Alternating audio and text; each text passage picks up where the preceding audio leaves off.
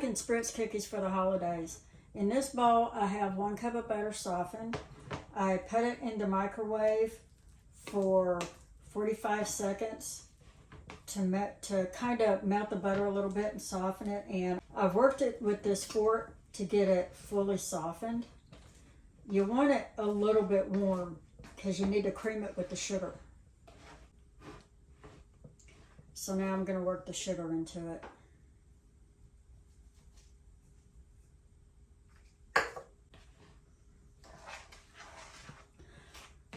I like to use hand utensils before I turn a beater into it, and that way it doesn't go all over the bowl or fly all over the kitchen.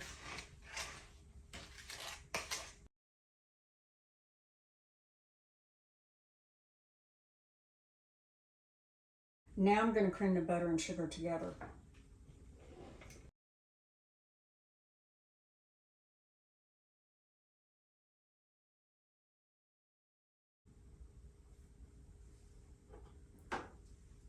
Now I'm going to add in 1 egg.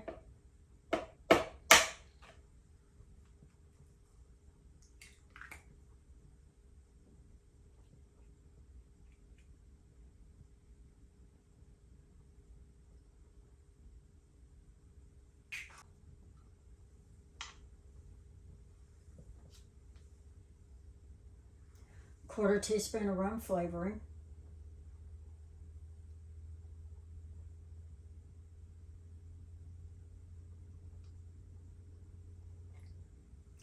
You can also make these with vanilla flavoring.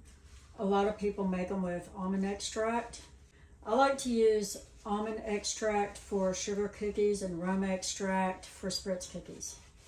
I like different flavors. I want to mix them up because everybody has different taste. And a quarter teaspoon of salt. And beat again.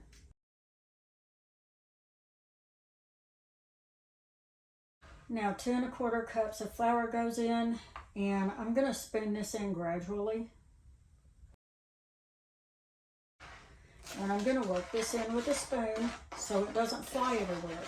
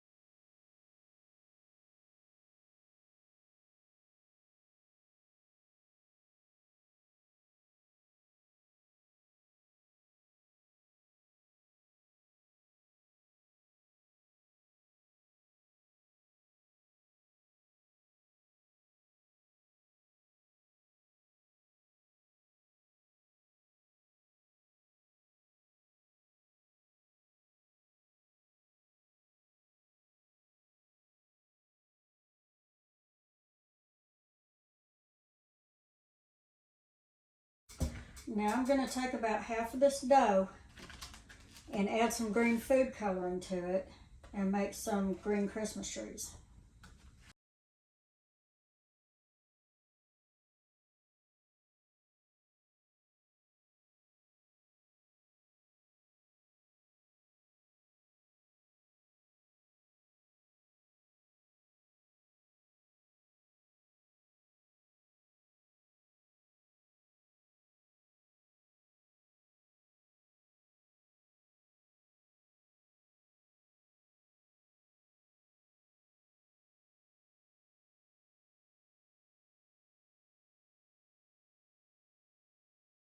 That took considerable mixing and quite a bit of food coloring to get that shade of green. And I understand now why everybody thinks they need a stand mixer with a pedal attachment to mix up cookie dough. Here's the thing though, the benefit to using your hands is that you're able to warm up the butter inside of this dough and make it more malleable, which is going to be easier on your cookie press, and it's going to be easier on your hand, on your fingers, your wrist. You don't want cold cookie dough. You don't chill this dough. and you don't want it cool at all.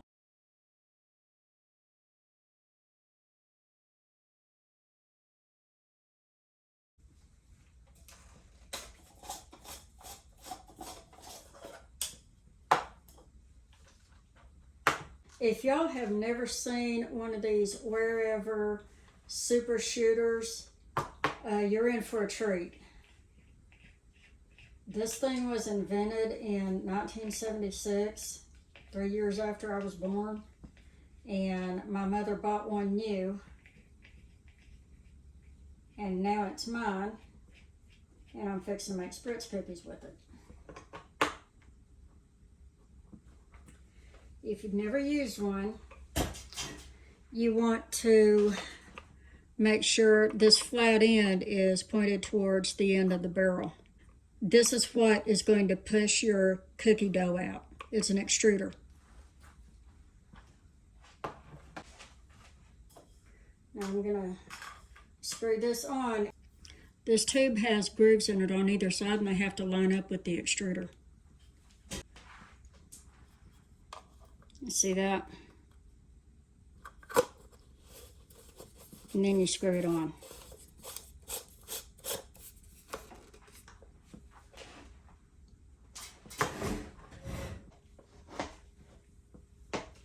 And now the dough goes into the press.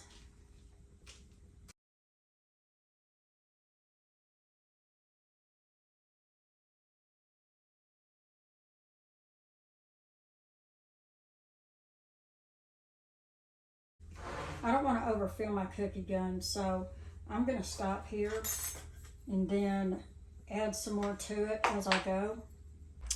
Now your press plate goes inside of this lid. I screw the lid on.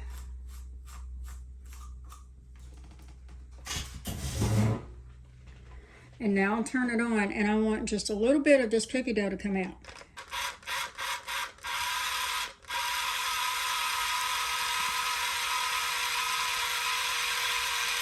You'll see it moving.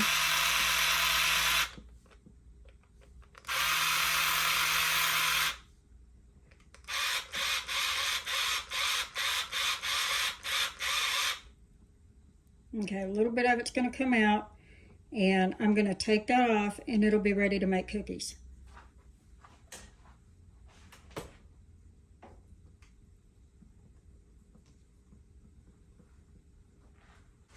You want to start with a cold, ungreased cookie sheet. A cold pan prevents the cookies from spreading, and the lack of grease allows the cookies to stick to the pan. And they don't spread very much, so when you put one down, you can go right next to it and put down another one and just keep going. This is where your cold room is going to come in handy. You don't have to put a pan in your refrigerator or your freezer to keep it cold for your cookies. And during this amount of time, you want to preheat your oven. I have my propane oven on, and it's preheating to 400 degrees. You want to bake these things like biscuits. They're going to puff up and cook very quickly. You don't want them brown. Now I'm going to squeeze this trigger.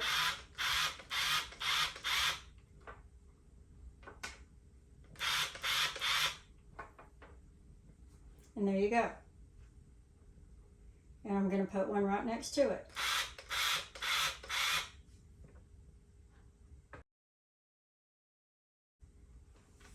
It takes some practice, but you'll get the hang of it.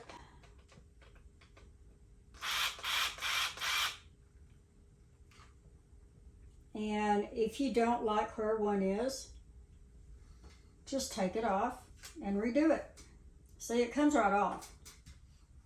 And now I'm going to redo that one. In fact, I think I'll redo all of them. I'm going to put my cookie press right up next to the lip of this cookie sheet. Oh, that one didn't take. One more push. And that one screwed up. It's a learning curve.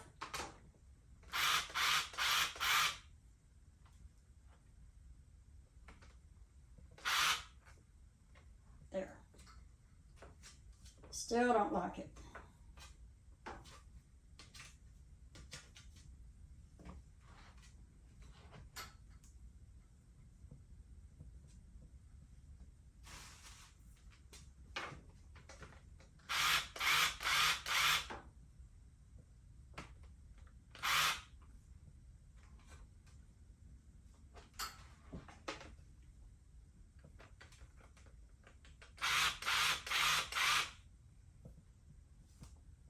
There it goes.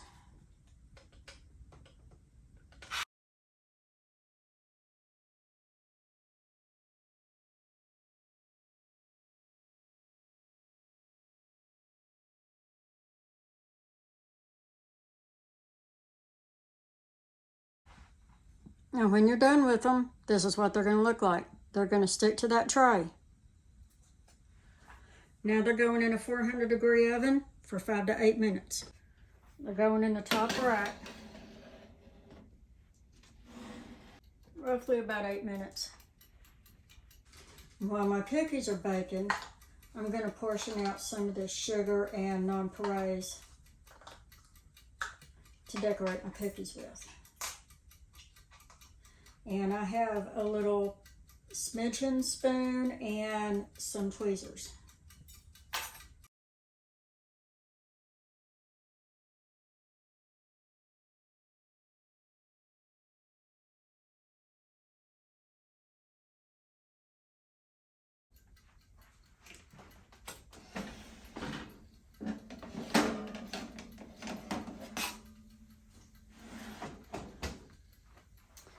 It's been 8 minutes, and this is what they look like.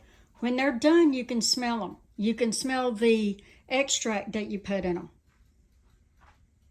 Now I'm going to take these hot cookies straight off the pan and put them on a wire rack.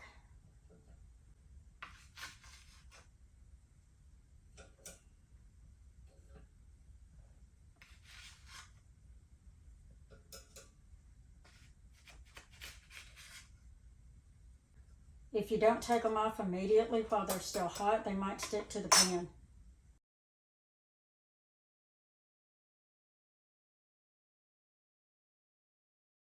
You know, there is a little redneck trick to getting this pan cold fast. You wipe the bottom of it with some water, and then if you're in a region that's cold enough, you go outside and you set this pan on top of something metal. I set it on the hood of my truck, and it only takes a few seconds and this pan will get cold. There's your trick. Or you can use ice and then dry the pan out. Same thing.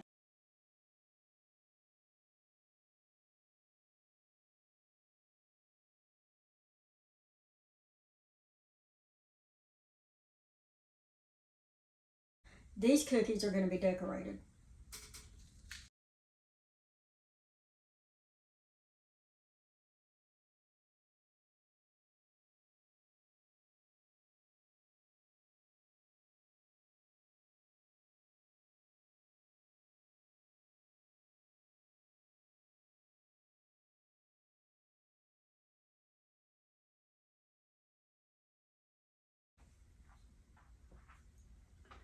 Now into the oven they go for 8 minutes.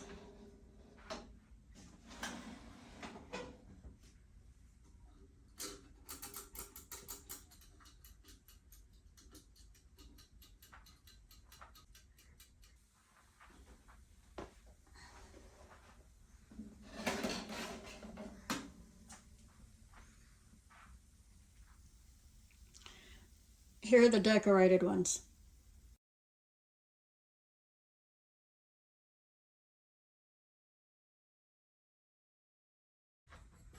Now I'm going to show y'all how to press the last of this cookie dough. You take a little marble-sized piece of dough, position your thumb and 2 fingers on either side of this disc, so you've got a little bit of space between that disc, and push that cookie dough through the holes in the die.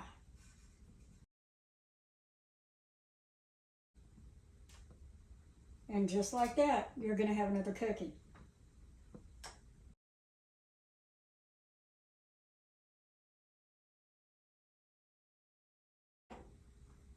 See, you can do this even if you don't have a gun. If all you have is the little dies, you can still press cookies by hand.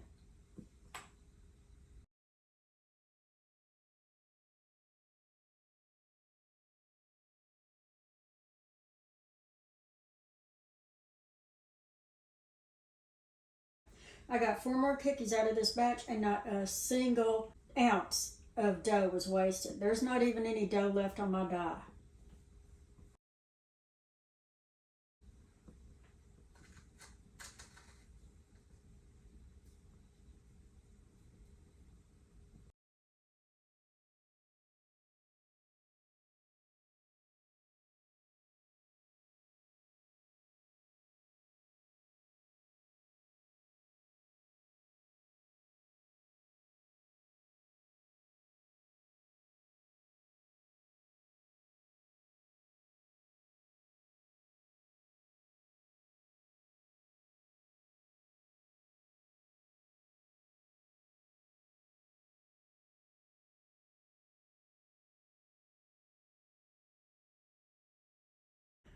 I finished my trees and the last of the flowers, and they're going in the oven.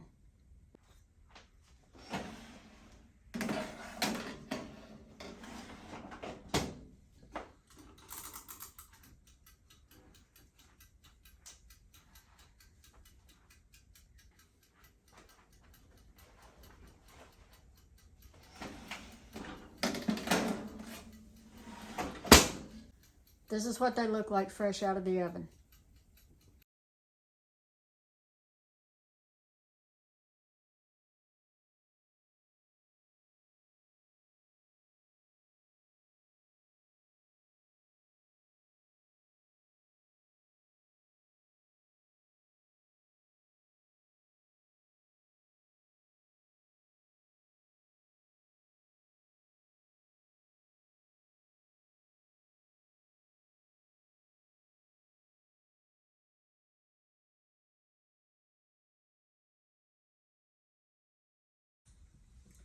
Now this time I had this little bitty dough ball wasted out of these trees, but that's not bad at all.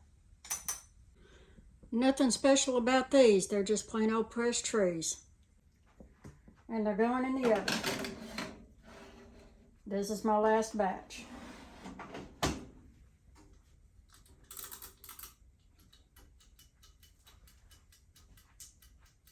All of my Spritz cookies are done. They're in order from undecorated to heavily decorated. I also want to illustrate the difference between pressing the trigger 4 times versus pressing the trigger 6 times.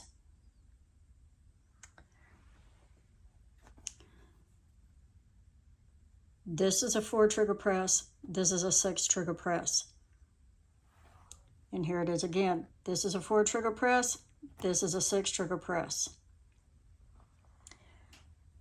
I feel like 4 presses of the trigger is the sweet spot for the perfect cookie, because when you press it 6 times, it spreads out too much and you get this big blob that you can't really identify.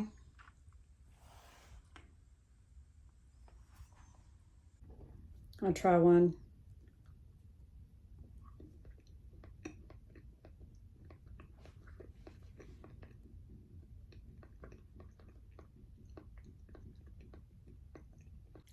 It has a soft texture. The flavor's okay. I used rum extract. I mean, they're okay. They're nothing fabulous as far as taste goes. They're kind of bland. I'll try one with more sugar on it.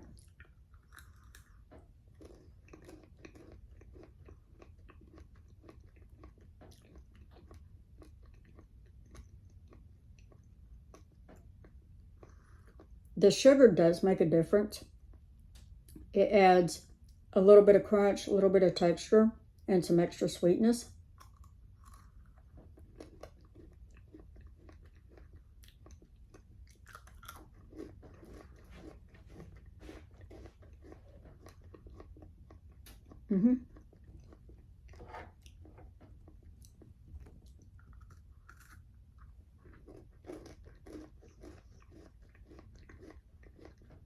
Okay, there you go. The more sugar they have on them, the better they taste.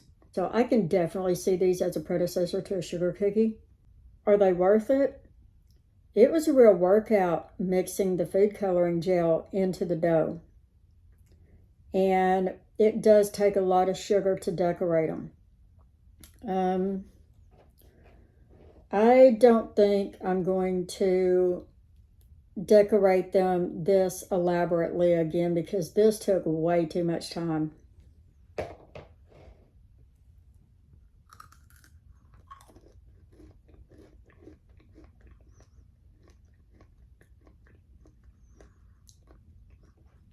The only thing I enjoy about Spritz cookies is working the gun. That's it. That's the only attraction to them. Aside from that, I'd rather have a sugar cookie.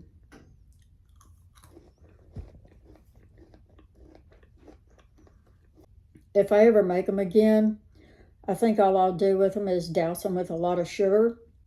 I don't think I'll ever add food coloring to the dough again. It's just too much work. If y'all want to make Spritz cookies, y'all knock yourselves out. Enjoy your holidays, and I'll see y'all later. Bye.